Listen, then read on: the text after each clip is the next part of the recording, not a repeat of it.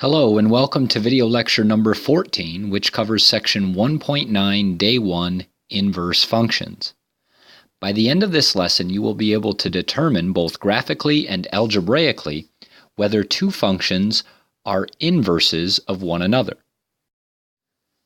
The definition of inverse functions reads, two functions that have their domains and ranges switched. For example, if you look at the function in red on the left represented by the table of values, you have 0, 1, and 2 for the domain and 2, 3, and 4 for its range. The inverse of that function must be the function that has the domain of the range of the previous function, and notice the domain of the original has now become the range of the inverse. So visually, you can see this on a graph to the right, and we'll talk more about that coming up in just a moment. The notation that is used to describe an inverse function is f with a small -1 exponent before the x, or simply just f to the -1 exponent. There are three ways to determine if functions are inverses of each other, and all of these three things must be true in order for us to call the functions inverses of one another. The first one, we will look at a graph. If you're to graph an original function and another function, and they appear to have symmetry about the diagonal line y equals x, meaning you could fold it across this diagonal line and their graphs would match up, then this is an indication that these are inverses of one another. The second way to determine whether two functions are inverses of one another is also a graphical test. And in order for two functions to be inverses, not only do they need to be foldable along y equals x and match up, or symmetrical about that line, but also both of the graphs need to be able to pass the horizontal line test, which means that their graphs are 1-to-1. I will show you a quick demonstration of that on the graph above. So if you look at the original function f of x, if I run any horizontal line across its graph, I am only going to touch the graph in gray here at one and only one spot. That means that I don't have a y value showing up twice. Every x gives me exactly one y, and that y value will only appear one time. And the same can be said for the graph in black here. Call it the inverse. No matter which horizontal line I run across the graph, I will only touch this graph in one spot. These both then pass the horizontal line test, which is another indication that they are inverses of one another. The third way to determine whether functions are inverses of one another is an algebraic test. If you recall composite functions from section 1.8, you may recognize this notation. So if you have two functions and you input one into the other in either direction, so whether g of x is the input or f of x, you will always end up simplifying them to get just x. If that does not happen, then the functions must not be inverses of one another.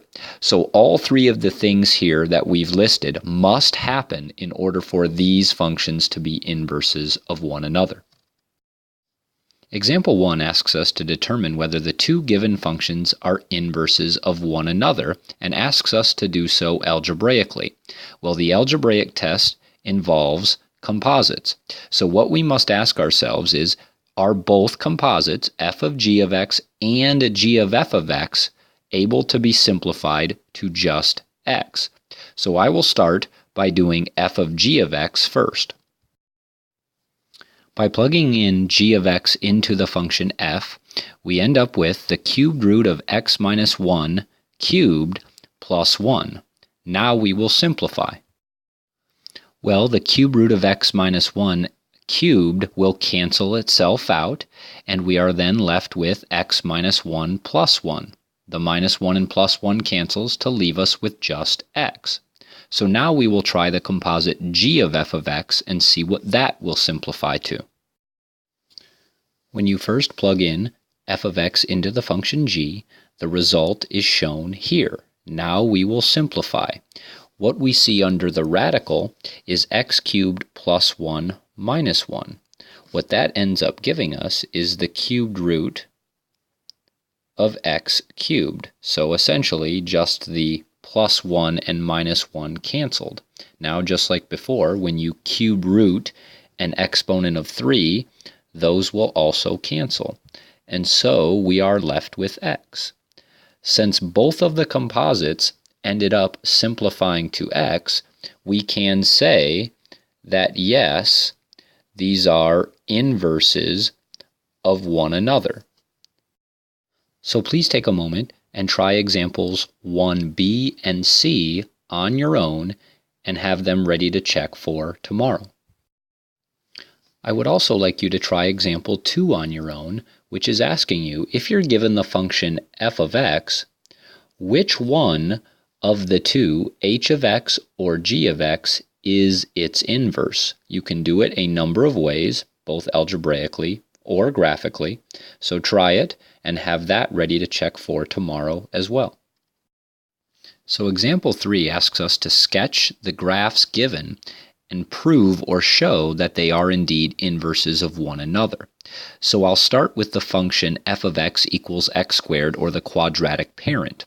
Now notice there is a description afterwards that reads x must be greater than or equal to 0. So this is known as a domain restriction. In other words, we are not going to graph the portion that you see dashed in red, because that would be where x values are less than 0. You cannot have this piece in this particular case because if you recall from earlier, all inverse functions must pass the horizontal line test.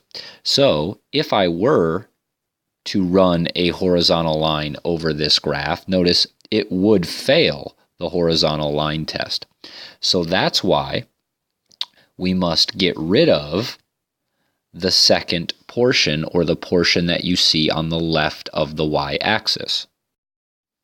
So I've gotten rid of the left half, if you will, of the function x squared, and we are only left with what you see in red.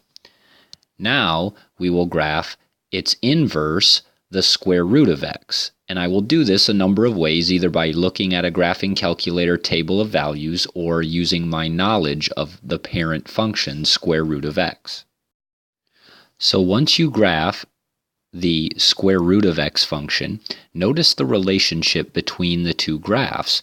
For one, all of the points on the red graph have been flipped around on the graph in blue. So for instance, the point 39 is 9,3 on the graph in blue, and the point 24 is now 4,2. Remember, the domains and ranges of inverse functions are switched. Secondly, you may observe that if I were to run the diagonal line y equals x between them, it would show up as symmetrical on this line. So if I were to fold down that line, both graphs would match up perfectly. So this is an indication, again, that these must be inverse functions. So please try example 3b on your own and have that ready to check for tomorrow. So this concludes video lecture number 14. As always, take a moment to look back at the stuff that we've done together, as well as the examples you've tried on your own, and come up with at least one question you have for me after completing this. Thanks again for watching, and good luck.